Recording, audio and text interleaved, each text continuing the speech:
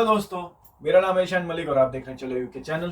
तो दोस्तों, आज का वीडियो ना बहुत ही हार्श होने वाला है, लेकिन यहाँ की एक रियलिटी है। यूके में कई यूनिवर्सिटीज जो है यहाँ पर बहुत ही मनमानियाँ कर रही हैं, बहुत ही स्टूडेंट्स को परेशान कर रही हैं।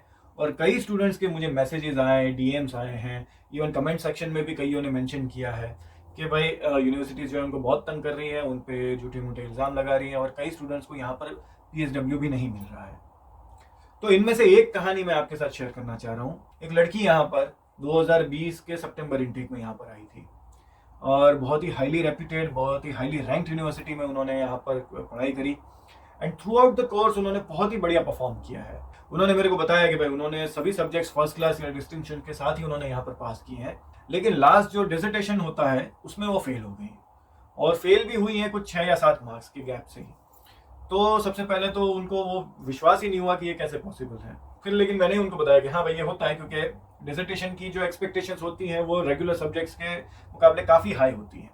तो हो सकता है कि भाई आपका जो सबमिशन रहा हो वो उस एक्सपेक्टेशन को मीट नहीं कर पाया हो, तो पॉसिबल है। तो यहाँ तक की तो स्टोरी यूँ कहें कि बहुत ही नॉर्मल है अभी तक की। तो अब यहाँ से आगे जो है मैंने उनको पूछा कि भाई आप अगर जब फेल हुए तो आपके पास जनरली 2 ऑप्शन होते हैं, या तो आप रीचेकिंग के लिए अपना सबमिशन दें कि भाई आपका जो भी सबमिशन आपने दिया था वो रीचेक करके आपको बताएं, या फिर आप रीसीट के लिए एप्लीकेशन करें फिर से सबमिशन के लिए, और उसमें आपको फिर नया टॉपिक मिलेगा, नया सबमिशन करना रहेगा, सब रिसर्च और वो सब चीज़ें फिर से करनी पड़ेगी, लेकिन नए टॉपिक पर।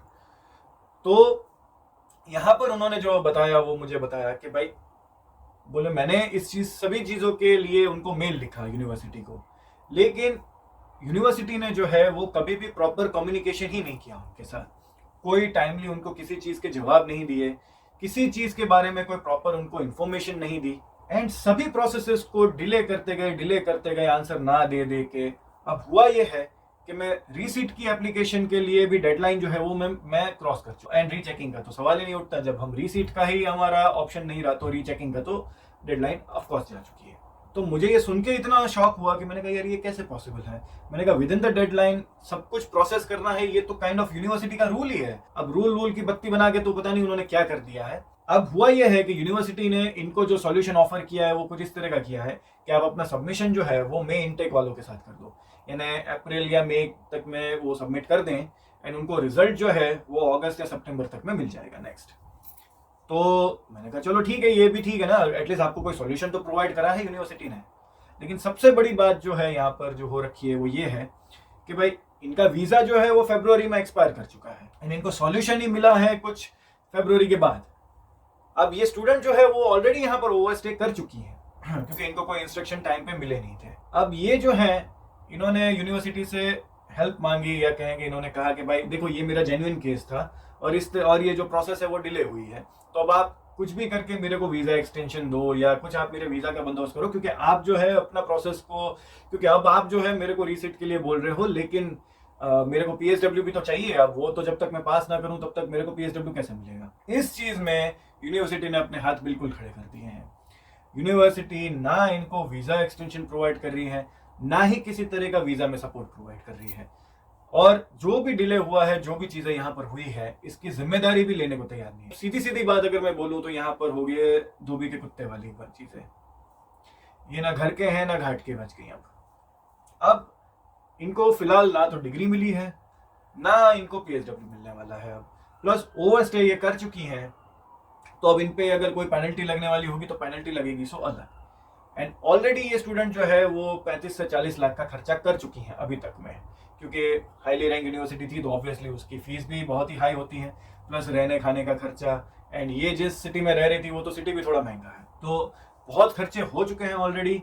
एंड ये जो रीसीट या रीचेकिंग और इन सब के भी जो पैसे हैं वो इसी स्टूडेंट को बेयर करने हैं, तो बहुत ही बुरी फंसी हैं। और एंड इस तरह के या कुछ सिमिलर से किस्से जो हैं वो मैंने दूसरे स्टूडेंट से भी सुने हैं कि भाई यूनिवर्सिटी ने डिसर्टेशन में या किसी एक सब्जेक्ट में फेल कर दिया है, अब रीसीट करने का किसी को कोई इश्यू नहीं है, लेकिन इसके लिए जो वीज़ा एक्सटेंशन जो लगता है वो यूनिवर्सिटी प्रोवाइड ही नहीं कर रही है एंड ना ही किसी तरह से कोऑपरेट कर रही है। अब यूनिवर्सिटी तो बोल दे रही है कि आप चाहें तो अपने घर जाकर, अपनी होम कंट्री जाके भी सबमिट कर सकते हैं, अगर आपका वीज़ा खत्म हो रहा है तो हम आपको डिग्री दे देंगे। लेकिन PSW की सबसे बड़ी रिक्वायरमेंट यही है कि भाई आपको PSW अप्लाई करते वक्त आपका स्टूडेंट वीज़ा वैलिड होना चाहिए और आप UK में एग्जिस्ट होने चाहिए। तो अब ये दोनों में से एक भी केस अगर आपका यहाँ पर नहीं है तो आपको PSW नहीं मिलेगा। तो दोस्तों इस तरह के किस्से कहानियां जो है ना आपको इन दिनों बहुत यूके मार्केट में देखने मिल जाएगी। तो दोस्तों सुनकर मुझे भी ये सब चीज़ें बहुत ही बुरी लगी है और डेफिनेटली इनमें से कुछ चीज़ें मैंने भी अपने स्टूडेंट लाइफ के दौरान एक्सपीरियंस करी हैं एंड जिन सब चीज़ों के बारे में मैंने टाइम बाय टाइम वीडियो भी बनाया है। अगर आप लोग मेरे को रिक्वेस्ट करोगे तो मैं एक डेडिकेटेड वीडियो भी आपको बना दूंगा जिसमें मैं आपके सामने सारे तरीके रख दूंगा जिन जिन तरीकों से यूनिवर्सिटी आपको यहाँ पर तंग कर सकती है या आपको परेशान करती है। लेकिन उससे पहले मैं आप लोगों को यहाँ पर एक जनरल सजेशन बताना चाह रहा हूँ कि कल को अगर आप इनमें से किसी सिचुएशन में अगर फंसे तो आपको यहाँ पर क्या करना चाहिए। सबसे पहले तो भाई देखो, पूरी कोशिश करो कि भाई फेल ही ना हो। एटलीस्ट डिसर्टेशन में तो बिल्कुल नहीं। आपको फेल होना है, पहला सेमेस्टर दूसरा सेमेस्टर तक आप फेल हो लो, क्योंकि इसके जवाब जो है वो आपको टाइमली मिल सकते हैं। लेकिन इसके बाद जो डिसर्टेशन का टाइम है उस पर अगर आप फेल होते हैं, लेकिन अगर किसी सब्जेक्ट का रिजल्ट आपको बहुत ही एंड में मिलने वाला है तो नेक्स्ट सबमिशन का जो स्कोप जो है वो आपको 6 महीने बाद का ही मिलता है मिनिमम। नहीं तो कुछ नहीं तो नेक्स्ट सेमेस्टर तक तो आपको रुकना ही पड़ेगा और आपकी वीजा की लिमिट होती है यहाँ पर।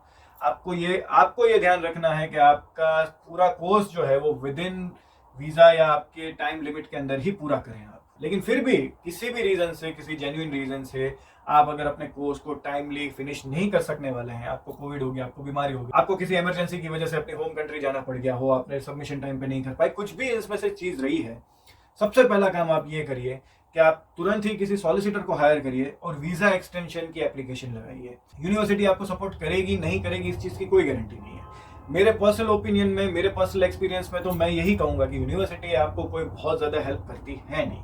मेरे खुद के कई एक्सपीरियंसेस हो चुके हैं और जिन पर मैंने टाइम बाय टाइम वीडियो भी बनाए हैं और अगर आप कहेंगे तो मैं इस पे एक डेडिकेटेड वीडियो भी बना दूंगा कि भाई यूके में यूनिवर्सिटीज जो है वो किन किन तरीकों से स्टूडेंट को यहाँ पर तंग कर रही है। तो दोस्तों अगर मैं शॉर्ट में और सीधी बात अगर मैं बोलूँ तो अगर आप यूके में पढ़ने आ रहे हैं तो आप अपने भरोसे पर आइए। वो कहे ना कि आत्मनिर्भर बन के आइए। यूनिवर्सिटी से बहुत एक्सपेक्टेशन रखेंगे तो आप ही को दुख होगा। तो दोस्तों यही था आज का वीडियो। आई होप ये वीडियो से आपको समझ आ गया हो कि भाई यूके में क्या खेल चल रहा है। एंड मुझे बहुत दुख हो रहा है इस वीडियो को बनाते हुए, मुझे बहुत ही तकलीफ भी हो रही है। मैं आप लोगों से भी बस यही रिक्वेस्ट करूंगा कि हम सब इन स्टूडेंट्स के लिए दुआ करें, गुड विशेस रखें। एंड प्लीज इस बार मैं आप लोगों से हाथ जोड़ कर रिक्वेस्ट करूंगा कि इस बार इस वीडियो को जितना हो सके आप शेयर करिए। ये वीडियो जो है वो दूसरे स्टूडेंट्स तक पहुंचना बहुत जरूरी है कि भाई वो अगर यहाँ पर किसी भी चीज को कैजुअल ले रहे हैं तो वो प्लीज इतना कैजुअल एटीट्यूड के साथ यूके में ना रहें, थोड़ा सीरियस रहें, पढ़ाई को बिल्कुल ही कैजुअली ना लें। इन पूरी कोशिश करें कि अपने सब्जेक्ट्स को पास करें, हर वक्त पास कर लें कैसे भी करके। तो बस इसी के साथ दोस्तों इस वीडियो को खत्म करता हूँ।